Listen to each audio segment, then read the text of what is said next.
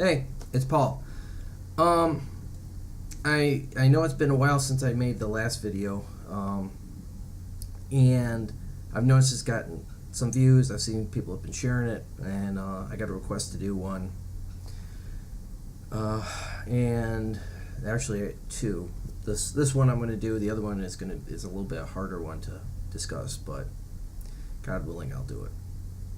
So, as we know in the last, what I've done, 5-6 episodes, I've talked about a lot of things.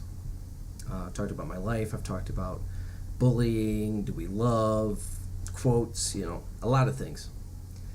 And I know this is not the best in recording. Would I love to have my own little recording set up? I'm on my laptop. That'd be nice, trust me. But God blessed me with this, so this is what I'm going for. If God wants to bless me later in the future, maybe start a YouTube channel just talking about Aspergers, that'd be great. But anyway, moving on. The last one, I do believe I touched on neurodiversity. I will freshen up a little bit. Neurodiversity is, we talk about racial diversity, we talk about many types of diversity, but we really don't talk about neurodiversity. Neuro, as you know, means of the mind, or of the nervous system, but mind, same thing.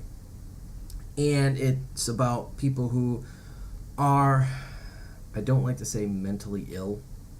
I don't like to even say the word mentally challenged. I like to say unique. That we are unique, and that there's really no place for us yet. I mean, there's strides going toward it, but yet we are so focused nowadays on regular diversity, racial diversity. There's not really the mental. We see the physical, we will diverse because someone missing an arm or something like that. And where I'm rolling into this is a good friend of mine. I shared the first episode of my series, and he suggested that I do on this topic, which is neurodiversity in the church. Now, there's going to be the disclaimer right now is, my church I love dearly, and this is in no way, putting them down or anything. This is more towards the grand scheme of things. Doesn't go with the UPC, doesn't go for ALJC. It's kind of like everything. And what am I meaning by that? Well, the church is like a family. And that's how we're set up. We are a family. And we do have the odd ones, but however, the history of the church has always been, I've got to think the right way to say this, a cookie cutter, if I can put it that way. People in the church can get set in their ways, and they have a certain way of doing things. And most people don't really, they have a little bit of understanding with some mental illnesses, like maybe schizophrenia or Down syndrome. Those are viewable, unique types of uniqueness. Like I said, I don't like using mental illness. I'll probably use different words. I don't want to use wordness either. But anyway, like Down syndrome, we can see that. Or heavy, really on the low end of the spectrum, or the autism spectrum, where they're, you can physically see there is an issue. But someone who's high functioning, like myself and like other people, if you met me on the street, you'd think I was a normal 30, I'm going to be 34 tomorrow. Happy birthday to me. Just a normal functioning adult.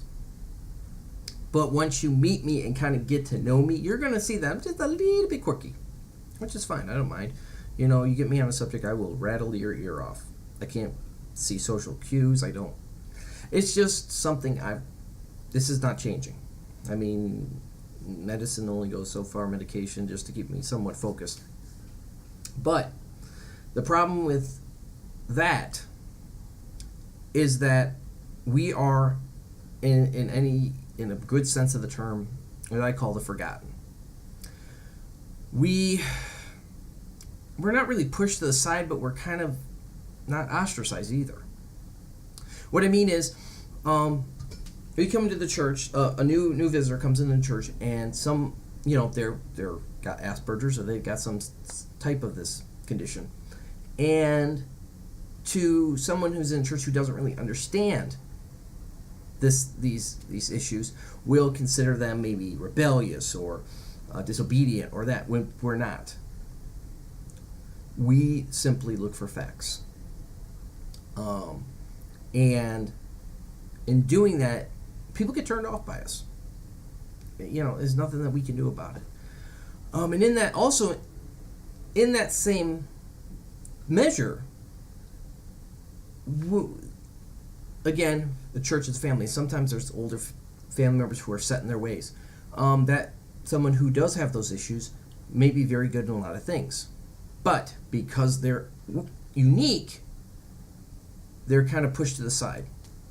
I will give you a very, very good example. The church I grew up in Detroit, I grew up there until my 20s. I was there for almost 20 years. And as you can tell, I'm very brave, very articulate, and I'm very good at electronics. I build I build computers. I do networking. And I wanted to do sound. Well, the issue was, in my youth group, I was known as the loner, the oddball, the weird one, which, And I went to the pastor and I said, Pastor, I really want to do sound. And he's like, well, we might get into it. There were probably some other issues, but this is not part of that. So, they had a guy, our, at the time, youth leader, and another guy who was still a very good friend of mine, started to teach me how to do sound. And I picked up very quickly. Even though I am deaf and legally deaf, I can still pick up, and I could still hear high frequencies. So I was studying for weeks. But again, I was a little odd, and people who find us a little odd, so we were all set. So I come in, and they're like, oh, well, we don't need you anymore. And they trained someone else, and they just threw me to the side. And I get that quite a bit. It's kind of, I'm used to it. But there are some people in a church, whether it be, any church, where they see someone unique, but yet they're very gifted. But yet they just don't want to deal with them. And they're kind of just regulated, pushed to the side, or they're not even given a chance. Or if they are given a chance, they are so highly scrutinized that one little problem, they're gone. The problem with neurodiversity is we don't conform to that. And so there needs to be guidelines. That's if someone who gets into a position, say IT or deacons or something, they're different. There is no set stone. Maybe 30, 40 years ago, there was a way, there was just a straight and narrow. But now in the 2000s, or even the 21st century, you got to remember, in the 40s, 50s, and 60s, we were all hidden. We were put in a sanatorium, which is a fancy word for insane asylum. We were kept home. We were the black sheep. And so the ones who were in the church were very, just normal. But we are so far past that now. So when we talk about that with neurodiversity in the church, is that we need a set, not a single set of rules, but we need two sets. One, and it sounds very strange and kind of maybe a hypocritical double standard. You can take it either way you want. But there needs to be a set for a normal person and the forgotten. Because we're going to be different. We are going to see the world. And I think I used a quote. It said, a person with autism lives in their own world. But a person with Asperger's lives in our world, but of their own choosing. Which means we know what's going on in this world, but yet we see things differently. We do see through rose-colored glasses, but it's a very, I will say, I can't say green because that's envy. I don't want to say rainbow because it's really weird. Burgundy glasses. We'll use burgundy. So we see things different. Like me, I can look at an engine, I can hear an engine, I can tell you exactly what's wrong with it, and I've done it many times. I've had people come in, they're like, man, something's wrong. And I listen, I'll be like, hey, you're missing a number 3 cylinder. They're like, what? I said, yeah, it sounds like you got a little lift knock. Sure enough. I can look at a computer, I can build a website with, just a picture. Very, very, and I can see a building and see the wiring. in my mind. If they, we need a network in our church. Hey, I can just look at it and know exactly what needs to be done. And I work alone. I do very well working alone. Again, that's just, I've gotten used to it. Where was I? Oh yeah, rules. There needs to be a second set of rules. Additionally, when someone is different, and this is a disclaimer, we are all human. We have fallen short of the glory of God. We are not perfect. We are human. I am not perfect. God, I am not. Heavens, no. I am probably as far from perfect. I always told my mom, I said, when I was born, God didn't just break the mold, he pulverized it. Because I am one of a kind. But there's an issue. Because things are, people who have been in a position so long and see normal people, when someone comes in who is unique, who is one of the forgotten, they kind of just don't know what to do with them. And so they will, it's not intentional, but it is kind of like, how's the best way I can put it? They don't conform. I don't conform.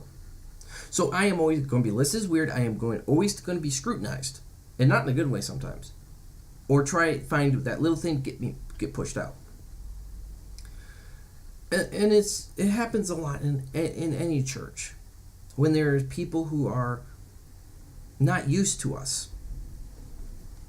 And it's in this day and age, as time goes on, as the months and years go on, this is going to be more and more prevalent. And there are some people, and the other problem is with neurodiversity now, we are different. We worship in totally different ways. We do. There's one person I know, he does not like to be touched. He has Aspergers, but he does not like to be touched, so he does not go to the altar. And I kind of get that. I'm not the big touchy-feely person either. And in certain churches, Pentecostal churches, where they like to lay hands on you, it can be very uncomfortable for us. And so we just don't want it.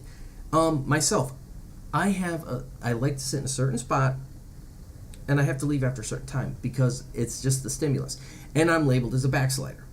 However, when I'm home, I worship God, I read the Bible, and I do it in my own way. Then if I'm not feeling good due to the Meniere's disease, or I'm just not, the Asperger's kicks up, I'll watch it on streaming.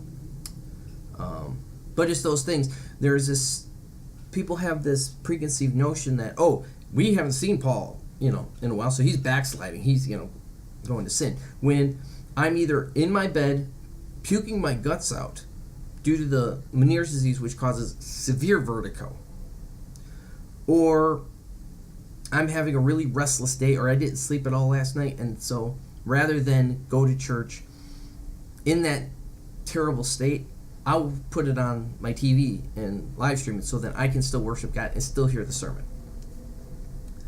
And it's just the way it is. But it shouldn't be. It really should not be.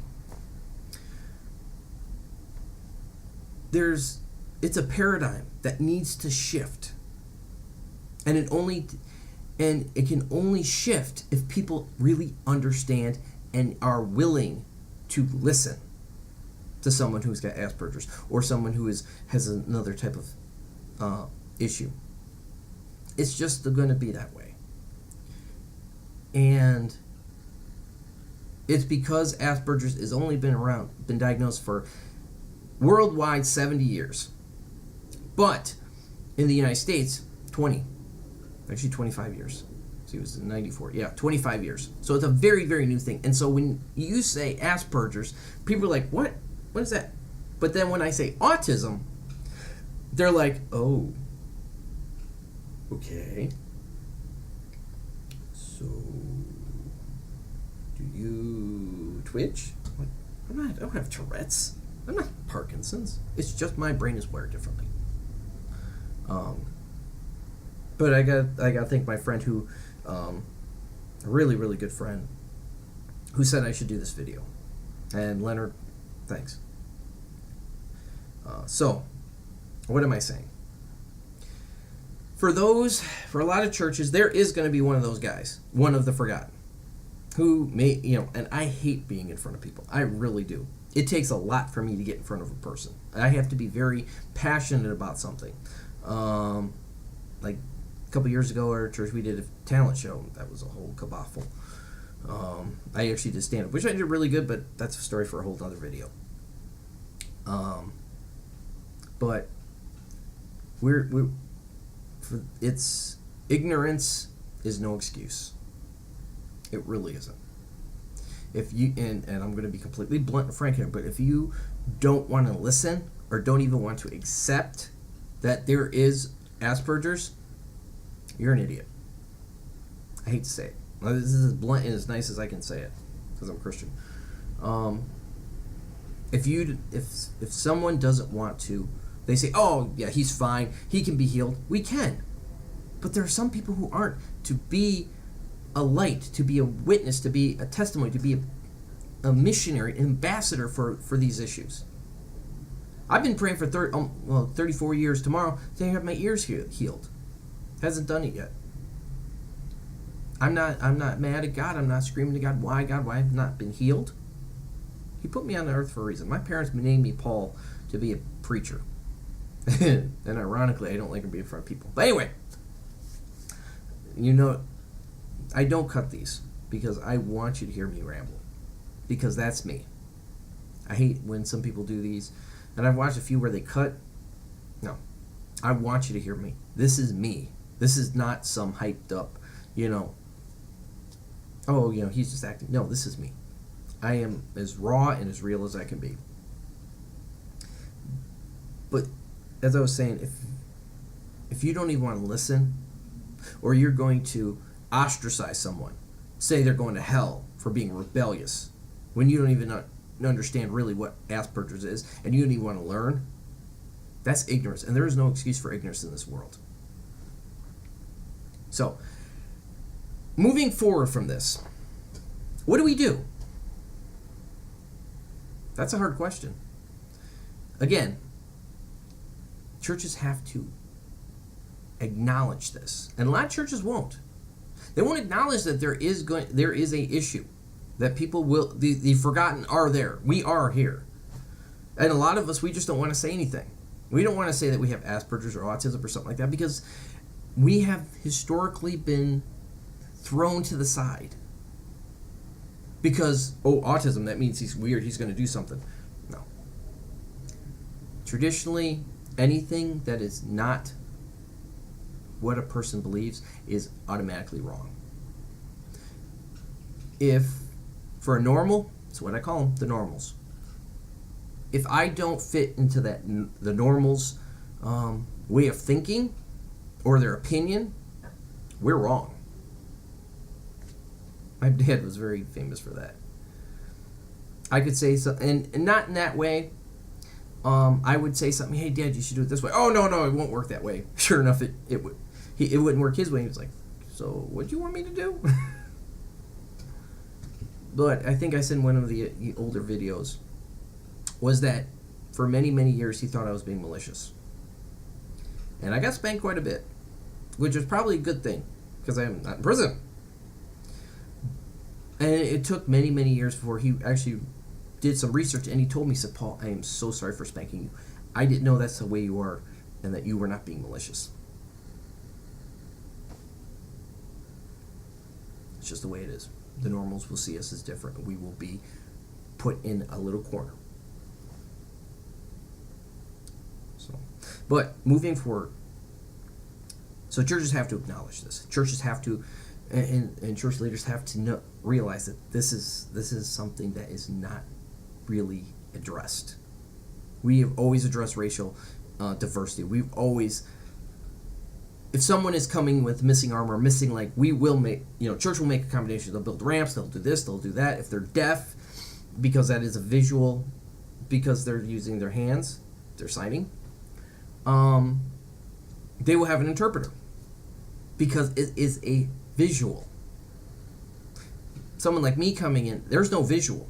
There is no clear evidence. So we are labeled as weird. There is no real accommodation for someone like us. One of the things that was always a big thing was, I was always said, you can't multitask. Oh, yes, I can. That is one of the most beautiful thing about Aspies. is we can do 4 things at once, and I've done it all the time.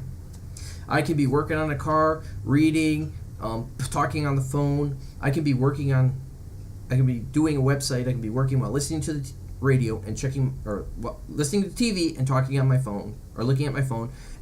And someone could come in and say, "Hey, Paul, what's going on TV?" Now, mind you, I'm doing 3 things at once. And they can say, "Hey, Paul, what was on TV?" And I said, "Oh, yeah, I'm watching The African Queen. Have you ever seen it?" "Nope." "So where are you at now?" "Oh, well, I cannot think of his name right now. Humphrey Bogart just got the leeches on his back, But that's the way Aspies are. We can definitely multitask. And we have to. Our minds work in overdrive 24/7, so we need to be constantly having stimulus. But again, there's no visual. And it's just the way it is. So, this is one of the hard ones. The second one I got to do is really hard. That one's going to be really, really eye-opening to a lot of people, which I might just record after this and put it up. But anyway, so there needs to be adjustments. There needs to be a way where one of the forgotten, if you belong to a church and you do have Asperger's, or you're part of a church and you know someone who has got Asperger's, and there's not really a program, and if that person who has Asperger's or you who does, try to have a meeting with the department heads of your church or the deacons, and have a sit down and say, "Listen, I have Asperger's. It is autism. We are going to be different, and this is the things that you need to recognize. If you see someone who has Asperger's, they're going to be different. And that person who has Asperger's, in the church, who is rocking the church, that person could be a liaison. Hey, Brother Paul, we have this guy. We're not sure. Could you talk to him, see what's going on?" And we'd be happy to be. "Hey, man, what's up?" "Oh, yeah." I said, "Hey, just curious. You got Asperger's?" "Oh, yeah, man. How'd you know?" Can't remember, dude. And then that gets the put off the deacons. That gets that load off the deacons. In the church, if there's someone that we know that is very intelligent and can do work, don't push them to the side. If you know someone in your church who can play the drums so well, but he's a little odd, let him do the drums. Don't push him to the side because he's odd, because maybe he said the wrong thing, made someone mad. Big deal. We all do it. If you don't want to put him in a position because you think he's weird and you don't like him, that's not of the church. That's not of God. Family's supposed to be absorbing, not pushing out. Now, that's happened to me quite a bit. The feeling of being pushed out when we're not. Or people holding grudges in the church. I don't get that. I told a friend of mine, I said, "I don't understand the human condition." I really don't. As Aspies, we don't hate. We don't hold grudges. I would take anyone out to eat who did me wrong about 2 days later. We don't show anger. We show sadness. Our emotions are flip-flopped. When someone does something mean to to a normal person, they get angry and they rant and they rave and all this. Someone who's an Aspie, you do them wrong, you're not going to see them for a few days because they're crying, because they're sad. And then, the mourning, I call it the mourning period, is over and we're fine again. Gotta see what time it is. Okay. I didn't want to make this a longer video, but I feel this is important, and since I don't have my glasses on and I am pretty much blind, there's a timer right there so I can see how much I have. But anyway, I'm going to try and cut this, keep this under 30 minutes, hopefully. There needs to be a way that the deacons are informed. The church, the heads of the departments are educated in this. Or sit down, have a seminar with someone who has Asperger's who can make a PowerPoint, which we definitely can, because we're that good. And sit down with them and hand them, like, "Okay, here you go. This is what you need. Make a pamphlet, make something to say this is the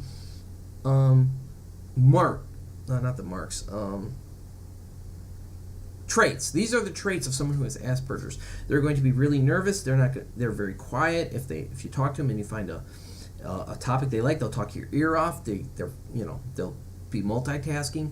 They will be very isolated at first and stay in a corner. These are the things, and you tell the heads of the members, this is what you have to look out for. Or if there's another mental issue, you have someone in your church that maybe has a different issue, have them talk to the board and say, and have like a panel of these people who have these issues, and have a panel, and so that the deacons and the church, the heads of the departments, can pick their brains, say, okay, say someone comes in, we think they have Aspergers, and they're kind of saying that they don't understand something, what do we do?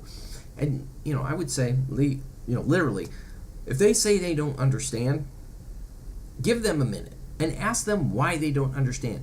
And if they're, because we need facts, and we look at the world through facts and through numbers. And if something doesn't make sense, to them, hear them out. Don't call them rebellious or that they're being whatever. Hear them out. And if it makes you mad because the things that they're saying is true, don't be mad. We find different solutions.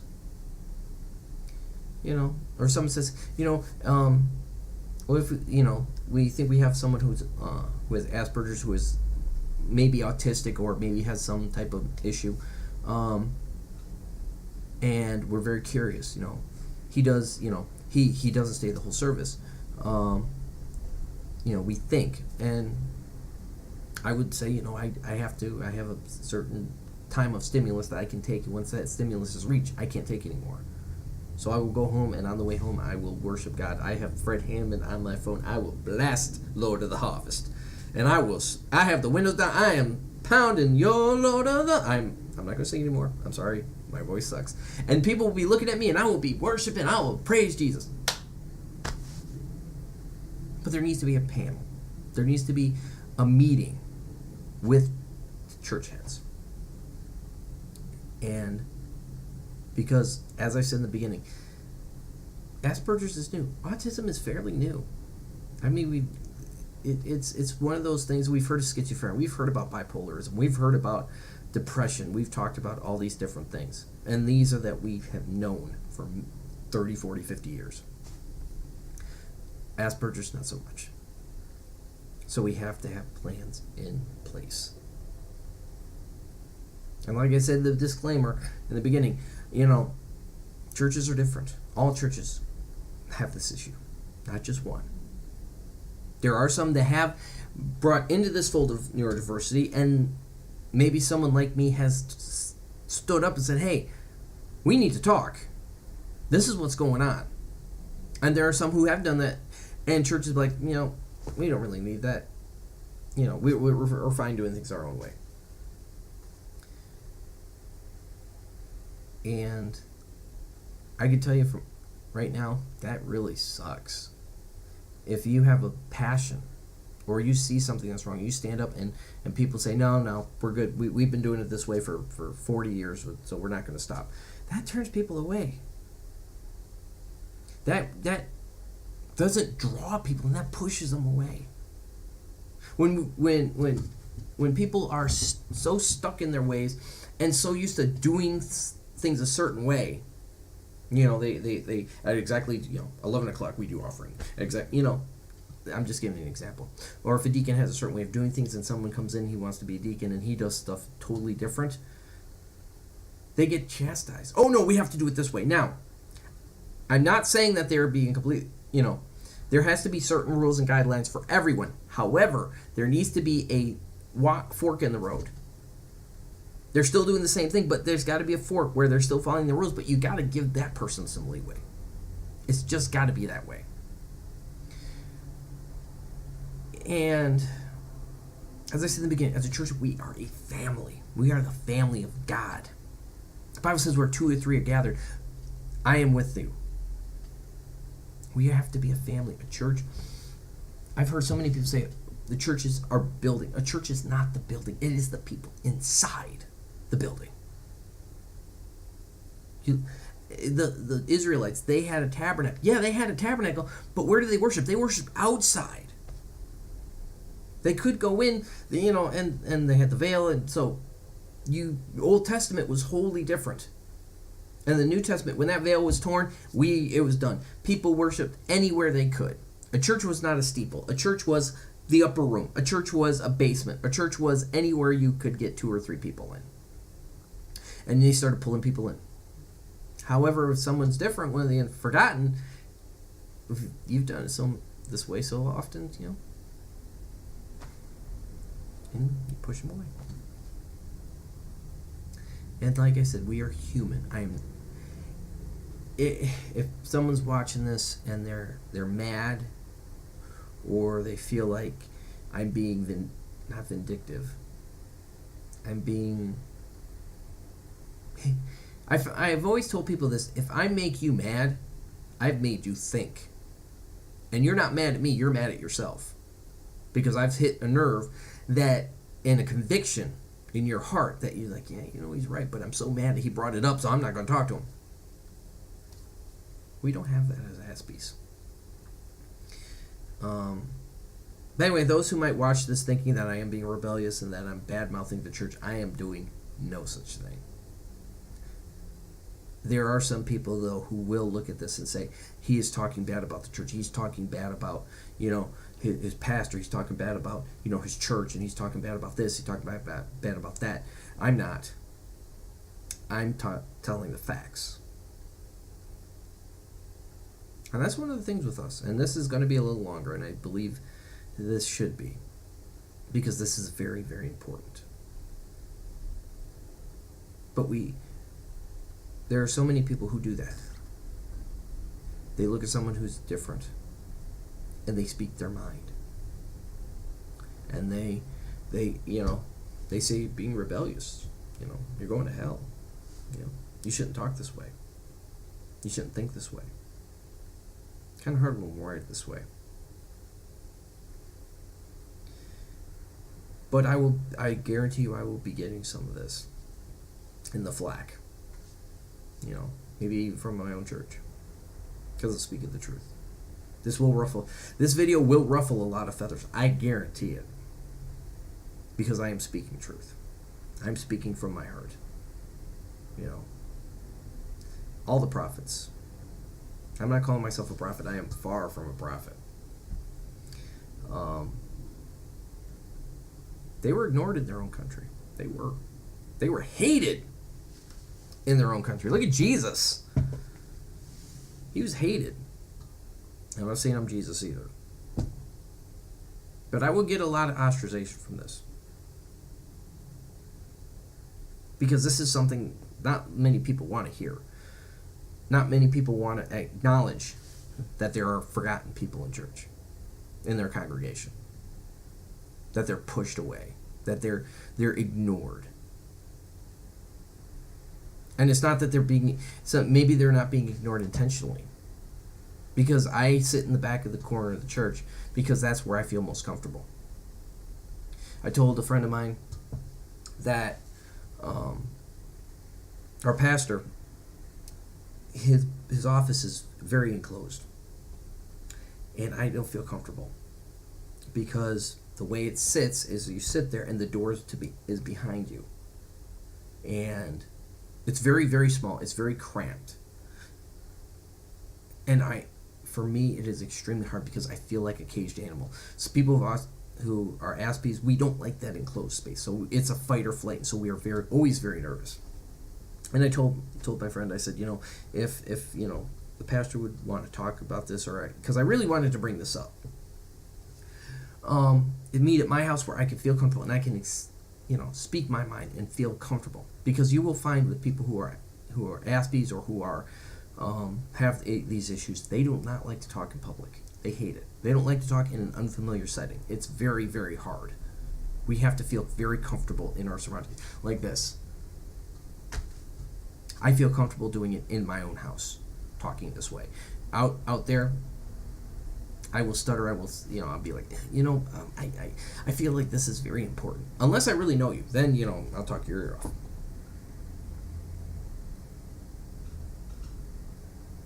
But some people will take this the wrong way. And like I said, it's not going to be intentional. We see that person every day. If that person is a longtime member of the church, and they They sit in the corner and you're like, hey, you don't really talk to them. It's not an intentional thing. It's really not. I don't like to, I kind of keep to myself. I only talk to certain people who I feel very comfortable with. Otherwise, I sit back. But I want people to come talk to me. And we are so different. And then when I say forgotten, I mean forgotten. I can't tell you how many times if I miss a day at church, I hear, someone misses church. I hear, oh, we missed you at church. I never get that call. No one calls me and says, hey, Paul, we missed you at church. Never get a call, hey, Paul, you want to hang out, fellowship? I know there's men ministries of that, but again, that's something I don't feel comfortable with. I will always be different. I accept that. As we, all the forgotten, accept it. We shouldn't, but we do. And with that, there's always favoritism. And we're human. Those who are different will always be different. And we will always, it's an unconscious thing. It's for normals, it is hardwired in you. I saw a quote one time, it said, normal people they're empathetic for someone else who is normal, but they have no empathy for that autistic child screaming at a stadium. It is true.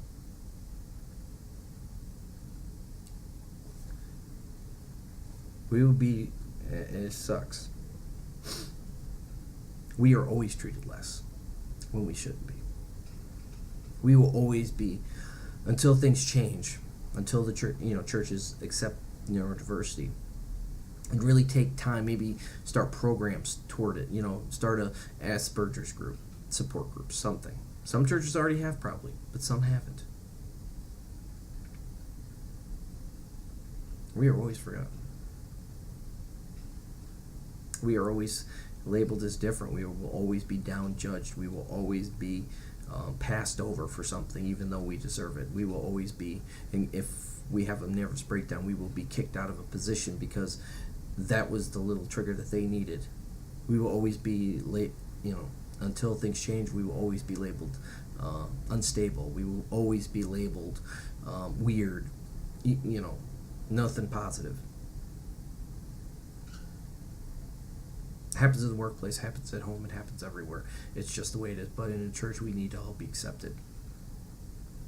We all need to be a family. And my family is the closest thing I have. And as a church, someone who goes to church, the church needs to feel as a family as my own mother. Some people who go to church, they don't feel. I've talked to another person who had Asperger's, and he said, I go to church to worship God, but it doesn't feel like a family. It just feels like a routine, and it shouldn't be. Someone who is autistic, someone who has Asperger's, someone who has some issues, they need to be able to go into church and feel like home. They need to feel accepted. If they're not at church, someone needs to call them and say, hey, we missed you at church. Are you okay? They need, even if someone just dropped by and say, hey, we were thinking about you. That's one of the things I hate about Facebook. It's so easy to just send someone a happy birthday. The age of birthday cards are gone. Facebook is so impersonal in a guise of personality. What I mean by that is someone could say, hey, you're right on Facebook, and then the next person messages like, yeah, man, he's weird. We don't want him doing something. It's a wolf in sheep's clothing. It really is. But we will always, until things change, until neurodiversity is accepted into churches, we will always be less when we should not. And again, we are human. People are human. The normals are human. They will fall because we do not fit their understanding or their can't think of the word right now. Their cookie cutter or their standards. It's not what they're used to. We are not what most people are used to. And they have to acknowledge that. And it's just the way it is. And as Aspies and as people who deal with that every day, to us it is status quo when it shouldn't be.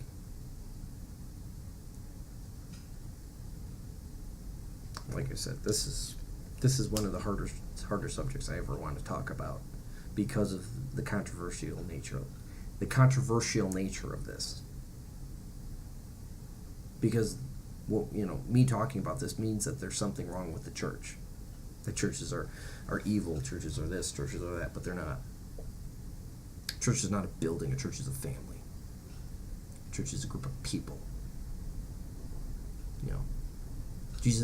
Jesus led a church. Church wasn't in a building. When he preached to the 5,000, that was a church. But they weren't in a building. They were in a field somewhere.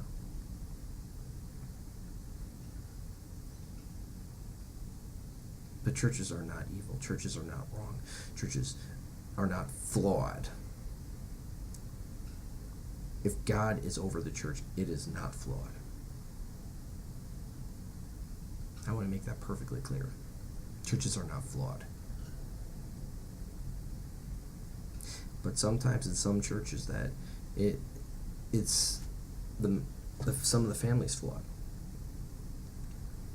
Sometimes it's some of the family doesn't want to hear this stuff. They want everything to be normal. They want their own set of rules. They want their own people because they know those people. Someone who comes in off the street and starts being a member for a couple years, but wants to do something in church and is really good at it. It's a fight. I know from experience, it is a fight when it shouldn't be. Someone comes in and is like, hey, I got this great idea. It should not be a fight just to get accepted, just to be there.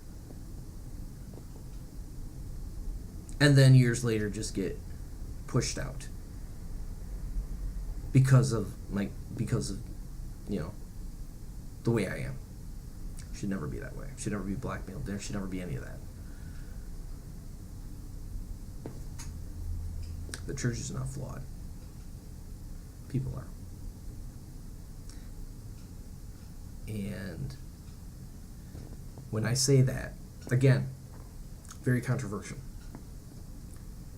I'm not saying they're flawed in a bad way. I'm not saying that they're evil. I'm not saying that. I'm saying that they are not used to us.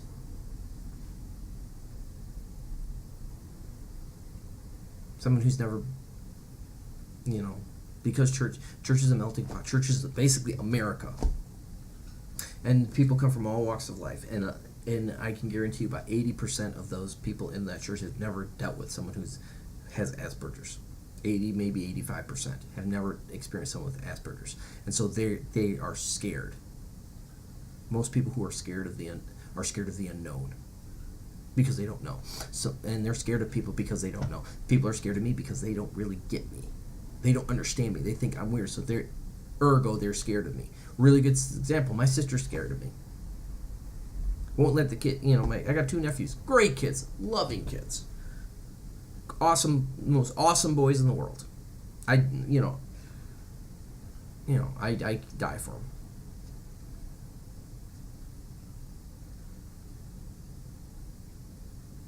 But my sister said she didn't want them at my house because when I was younger I was always weird. She doesn't understand. She argued with me one time and she said, "Oh, the medicine should cure you."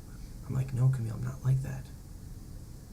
And instead of me getting into a confrontation and just trying to explain, I just walked away and she's like, "Oh, see? People are scared of the unknown."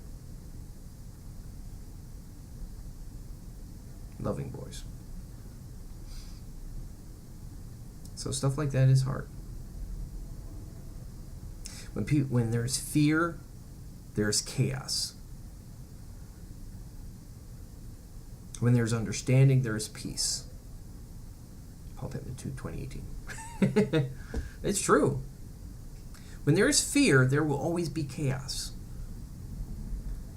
When it doesn't matter if you're scared of, if there's a fear of war, thunderstorm, or even the fear of a person because they don't fit your standards. There's going to be chaos. There's always going to be. There's going to be people who are like, oh, I don't like that guy. He's too weird. I don't want to. But where there is understanding. Hey, come on over here. Tell me about yourself. Well, I'm autistic and I do this, but I'm really good at this. Hey, you want to come over or something? Maybe I'll stop by the house and you can show me what you got. I'm like, hey, cool. There's peace. Where there's animosity, there is hate. Where there is grudges, I'm trying to think of another word. Where there's grudges, there will always be war. Where there is forgiveness, there is love.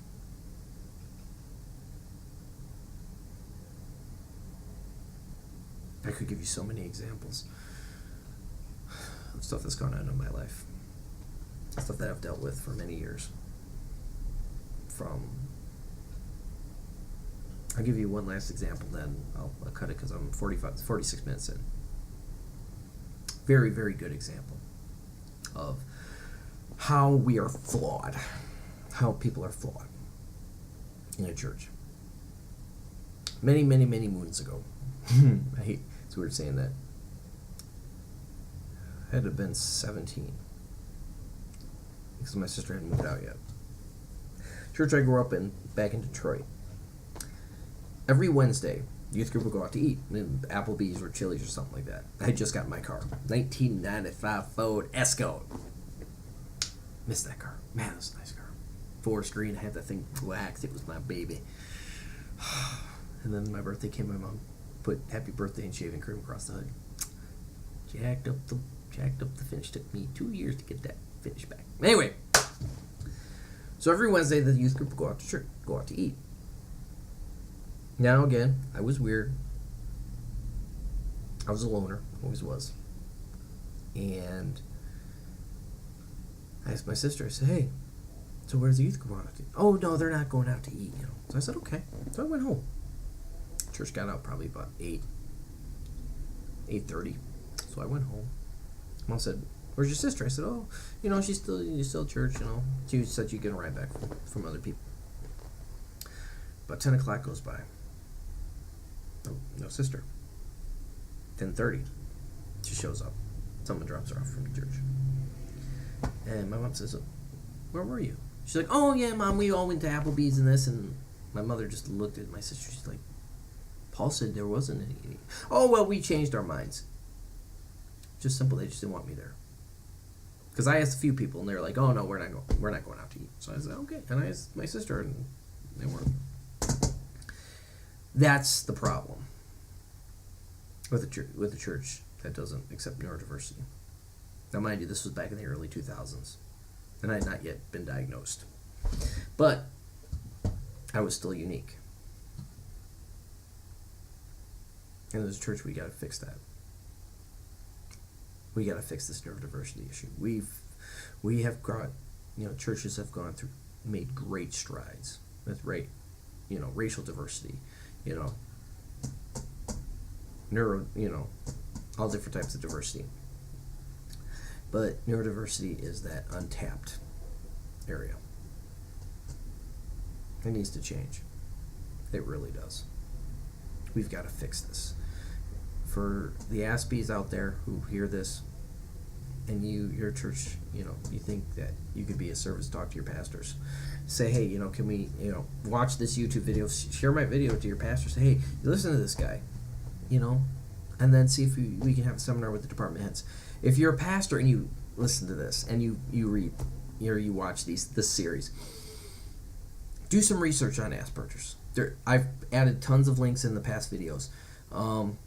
This one there's not going to be many because there's not many links about this. But anyway, if you're a pastor and you hear this, have no problem. If you send me a message, I'll respond back, tell you what's going on, this, that. If you want me to even do a seminar, I don't, and just talk about this. I have no problem doing that. If you're someone in the church who is one of those people who is scared of the unknown, this is the eye-opener right here. This is the light bulb that should be going off in your head. If you are one of those people who think that we should fit your standard of living, not living, but of how we should act like you, you're probably angry at me. I guarantee you probably haven't even gotten to this point in the video. If you're still here 50 minutes, I give you a lot of credit. But like I said, this is something important. I don't cut these because I want you to see this. But if you're one of those people who get angry and you think of giving this a thumbs down because you don't like this, really reevaluate yourself. Really reevaluate yourself. And pray. Because that is not of God. To say that someone is being rebellious and they're going to hell because they are different, and you think that, you got a lot of praying to do. If you're a department head and you watch this, start writing some guidelines. But this needs to be said. This needs to be heard. I've not seen anything about neurodiversity in the churches. This needs to be said. So, like I said, if you made it this far, I congratulate you. Thank you all so much for watching this. If you like this and you think your church needs to see this, share it, thumbs up it. Please be nice in the comments. This is supposed to be uplifting, not downlifting. That's self-defeating. Anyway, share this. Be nice to each other. If you like this, share it. Help this go, make this viral in the church so that things will be able to help and change for people who are autistic, who have other issues. So, thank you all so much. I will see you probably in the next video. Peace.